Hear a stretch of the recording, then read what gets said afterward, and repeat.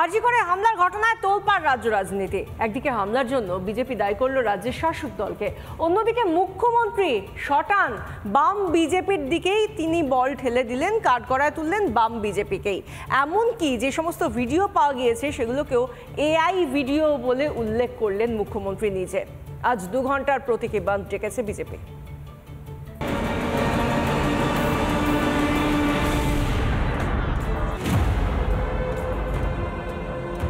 You can call it intelligence failure if you say so.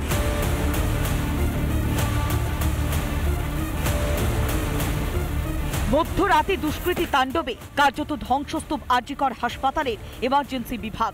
সকালে আরজিকর হাসপাতালে পৌঁছে যান রাজ্যপাল CV Ananda Bose. It's a shame for Bengal, shame for India, shame for humanity.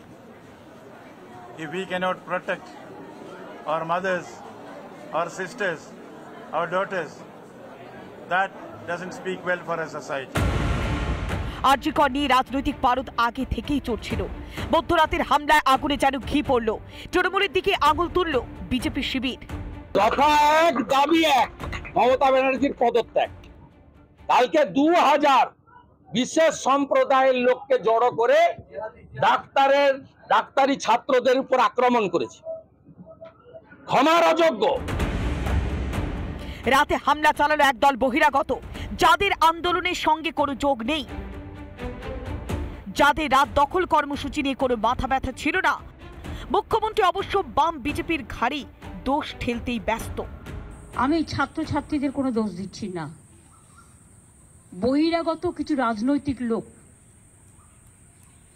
যারা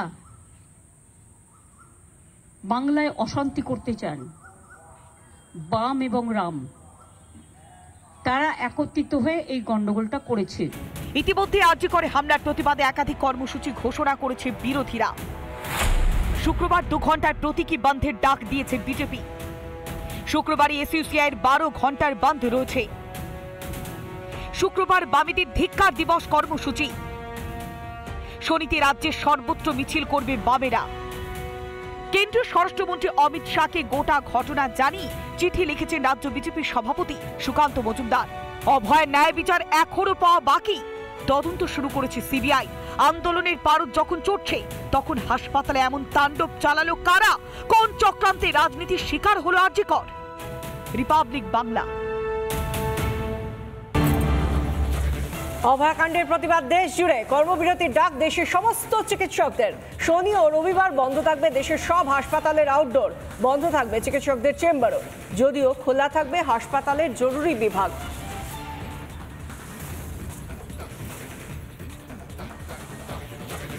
অভয়াকাণ্ডের প্রতিবাদে দেশ জুড়ে কর্মবিরতির ডাক দেশের সমস্ত চিকিৎসকদের।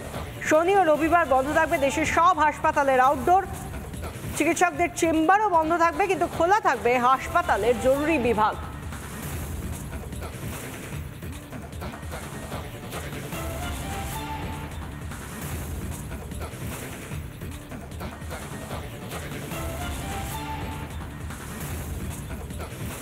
দিল্লি এইমসের ছবি দেখা যাচ্ছে, যেখানকার চিকিৎসকরা রাস্তায় নেমে এসে হাতে মোবাইলে ফ্ল্যাশ লাইট জ্বেলে তারা প্রতিবাদ জানিয়েছেন দিল্লির রাজপথে।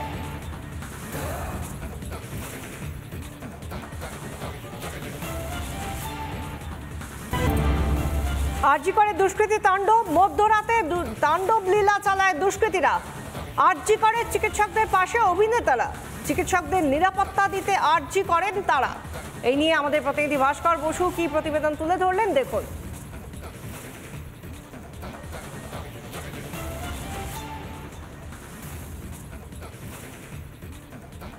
প্রায় 12:30 এবং আরজিকর মেডিকেল কলেজ ও হাসপাতালে যেখানে আন্দোলনকারীরা, যারা ডাক্তার, যারা পড়ুয়া, যারা নার্সিং স্টাফ, তারা যেখানে অবস্থান মঞ্চে এখানে রয়েছেন, তাদেরকে বাড়তি নিরাপত্তা দেওয়ার জন্য টলিউডের একাধিক কলাকুশলীরা তারা এখানে এসে উপস্থিত হয়েছেন। সুজয় প্রসাদ চ্যাটার্জি থেকে শুরু করে অভিনেত্রী বিদীপ্তা চক্রবর্তী কিংবা লগ্নজিতা কিংবা অলিভিয়া সোলাঙ্কি রায় সহ আরও একাধিক তারা এখানে এসে উপস্থিত হয়েছেন এবং তারা বলছেন তারা গোটা রাত থাকবেন, অন্তত যারা আন্দোলন করছেন, যারা ন্যায় বিচারের দাবি জানাচ্ছেন অভয়ার জন্য, তাদেরকে বাড়তি নিরাপত্তা দেওয়ার জন্য। এবং কলকাতা পুলিশের উপর তাদের আস্থা নেই, সাফ বার্তা অভিনেতা অভিনেত্রীরা যারা আজকে বাড়তি নিরাপত্তা দেওয়ার জন্য এসে পৌঁছেছেন তাদেরকে, এবং এই মুহূর্তে দাঁড়িয়ে লাগাতার যে প্রতিবাদ কর্মসূচি, সেই প্রতিবাদ কর্মসূচি অব্যাহত। চিকিৎসক এবং অন্যান্য যারা স্বাস্থ্য পরিষেবার সঙ্গে যুক্ত রয়েছেন তাদের প্রত্যেকে এবং নিঃসন্দেহে দাঁড়িয়ে আরও আগামী দিনে কতটা এই আন্দোলন তীব্রতা পায় এখন সেদিকে নজর প্রত্যেকের। ভিডিও জার্নালিস্ট রজনীকান্ত বেরার সঙ্গে ভাস্কর বসু, রিপাবলিক বাংলা, কলকাতা। মধ্যরাতে আরজিকর হাসপাতালে হামলায় পুলিশের ভূমিকা নিয়ে প্রশ্নের অন্ত নেই।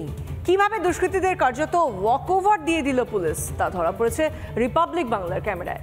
এত কিছুর পরও পুলিশকে সংযত থাকার জন্য ঢালাও সার্টিফিকেট দিচ্ছেন কে? খোদ পুলিশ মন্ত্রী মমতা বন্দ্যোপাধ্যায়, মুখ্যমন্ত্রী। পরিষদীয় মন্ত্রী শোভনদেব চট্টোপাধ্যায়ের কথায় অবশ্য অন্য গন্ধ পাওয়া যাচ্ছে।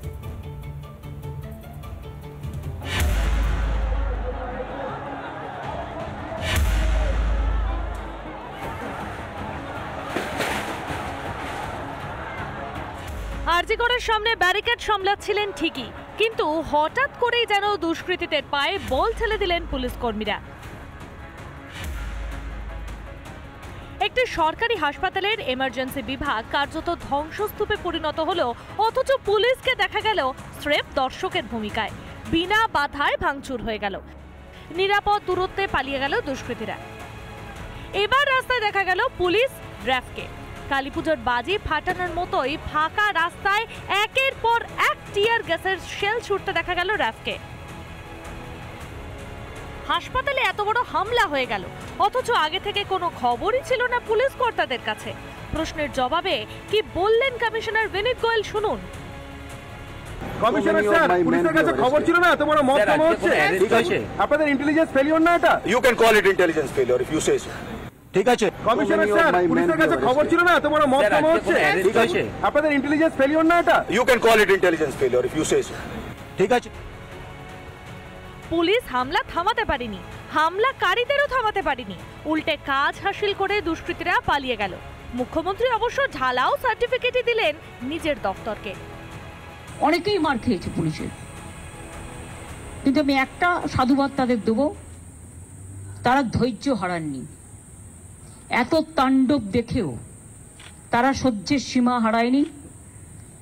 তারা শান্তির জন্য কাউকে আঘাত করেনি, এটা ভালো।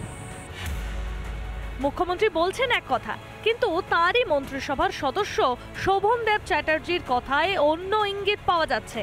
নিশ্চিতভাবে আমার মনে হয় নির্দেশ আছে যতটা সম্ভব শান্তিপূর্ণভাবে এই ব্যাপারগুলোকে মোকাবেলা করার জন্যে।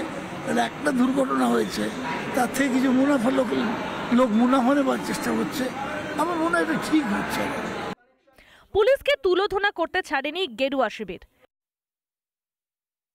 পুলিশের অপদার্থতা আরেকবার সামনে চলে, পুলিশ যে পুরোপুরি ব্যর্থ এটা সম্পূর্ণভাবে প্রমাণ হয়ে গেছে।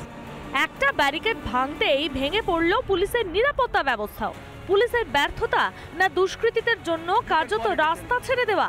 উত্তরটা দিতে হবে পুলিশকেই। রিপাবলিক বাংলা।